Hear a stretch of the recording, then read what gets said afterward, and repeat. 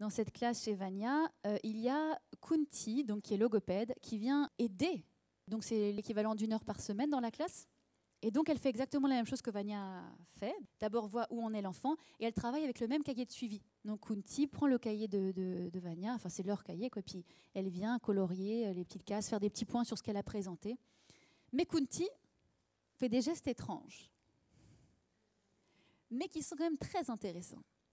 Et c'est vrai qu'à Gennevilliers, j'avais des gestes, comme certains d'entre vous doivent avoir, très intuitifs, où on va montrer à l'enfant quand on lui transmet le son d'une lettre, on lui dit « Regarde, c'est R », ça fait ça, ou « G », G, ou P, P. Moi, je faisais beaucoup ça avec les enfants, le P.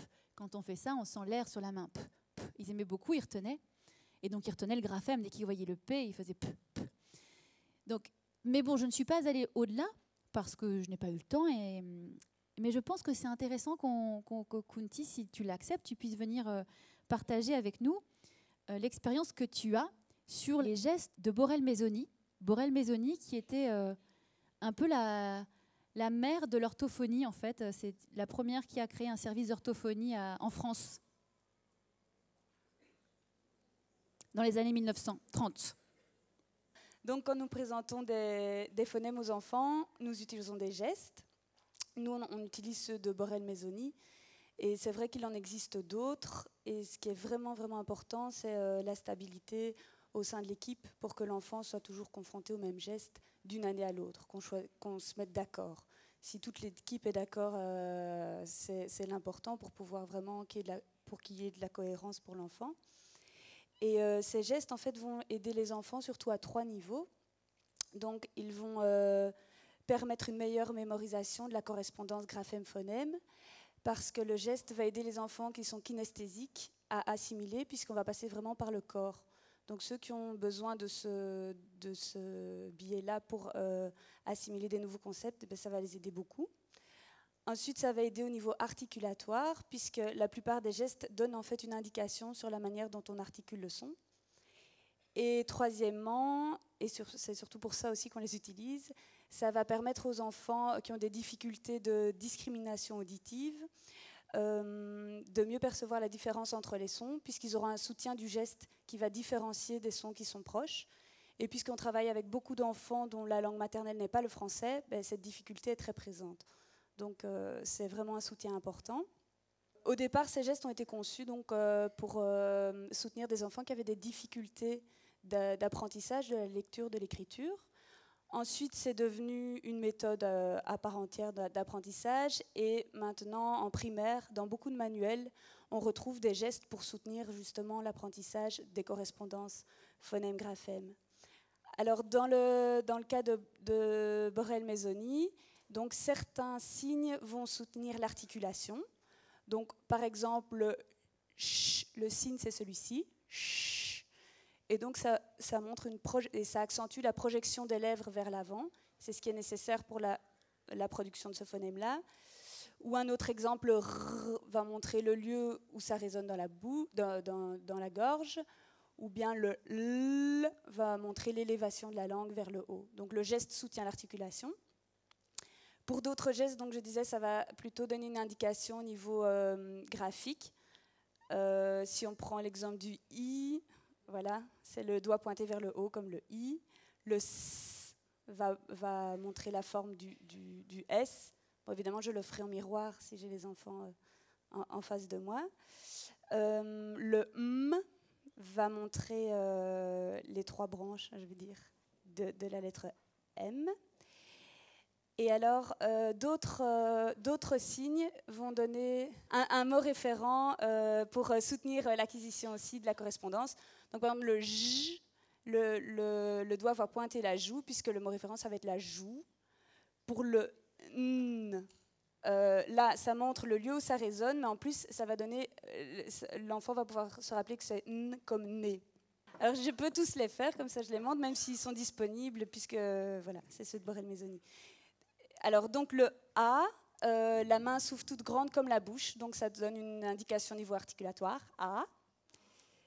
Le O, c'est ce geste-ci, donc ça va donner la forme de la bouche, mais aussi la forme du graphème. Le I, je l'ai montré.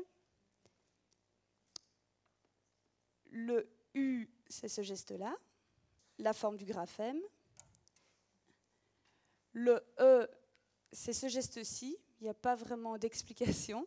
Mais voilà, si dans l'équipe, on se dit, moi je préfère un autre, dans une méthode de lecture, par exemple, ils reprennent le E de je et ils adoptent ce geste-là, qui me semble plus concret pour l'enfant.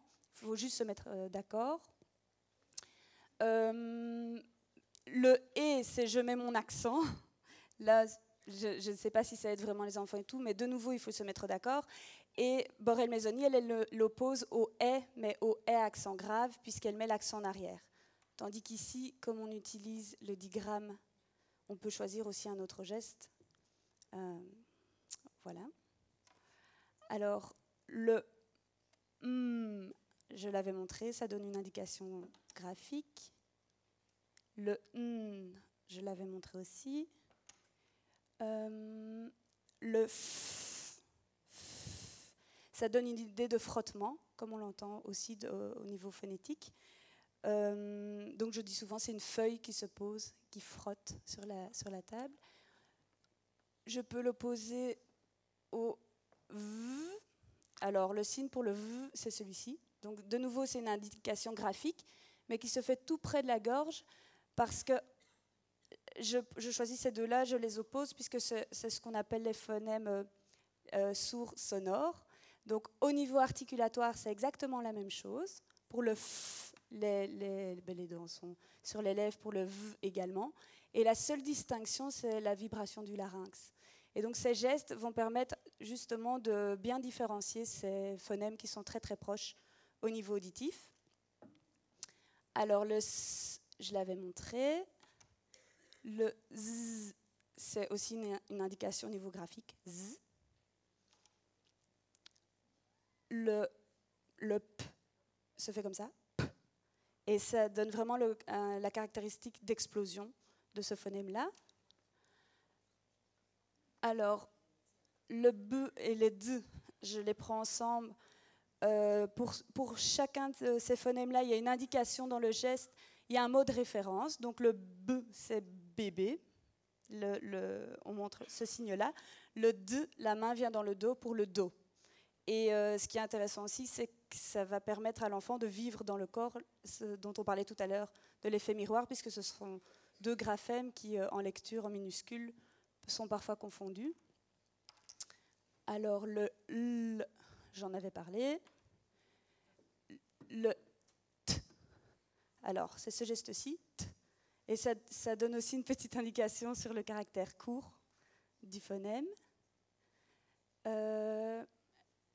Le K, là on montre le point d'articulation, donc ça c'est vraiment la langue près du palais mais au fond de la gorge, donc on le montre. Et en opposition, alors là le geste est proche et en même temps ça va donner une indication à l'enfant. Pour le G, on va montrer c'est également au fond de la gorge, mais il y a la vibration du larynx, puisque ça c'est le phonème sonore qui correspond au G. Donc il y a aussi des gestes pour les digrammes. Alors ce qui est intéressant, c'est que les gestes qui sont proposés, par exemple pour le OU, le geste va être celui-ci, OU. Donc on retrouve le O et le U. Donc on retrouve les deux graphèmes qui composent le digramme. Et c'est pareil pour les voyelles nasales. En fait, on va expliquer à l'enfant que c'est la voyelle qui résonne dans le nez. Donc le O, il est loin du nez, et puis le ON, c'est le O qui se rapproche du nez, on. Et donc ça reprend le O et le N au niveau gestuel aussi. C'est pareil pour le AN, donc c'est le A qui résonne dans le nez, AN. Pour le 1, donc le I qui résonne dans le nez, le I qui résonne dans le nez, I, 1. Donc le wa, je ne l'ai pas fait. Le geste qu'elle propose dans la méthode, donc c'est celui-ci, wa. Alors moi je dis comme le chien qui aboie. Mais voilà. Et alors il y a encore le gne. Le geste qu'elle propose, c'est ce geste-ci. Donc ça résonne dans le nez et on passe au-dessus de la montagne.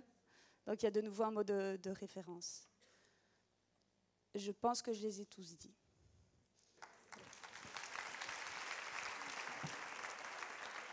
L'idée, là, bien sûr, c'est d'utiliser ces sons avec le graphème quand on montre à l'enfant. Borel-Maisonnit les utilisait aussi pour les enfants qui avaient des gros troubles de langage ou les enfants sourds. Elle les utilisait seuls, sans les graphèmes, pour aider les enfants à prendre conscience des sons. Mais là, on n'est pas dans ce cadre-là. C'est plus l'enseignement du code graphophonémique.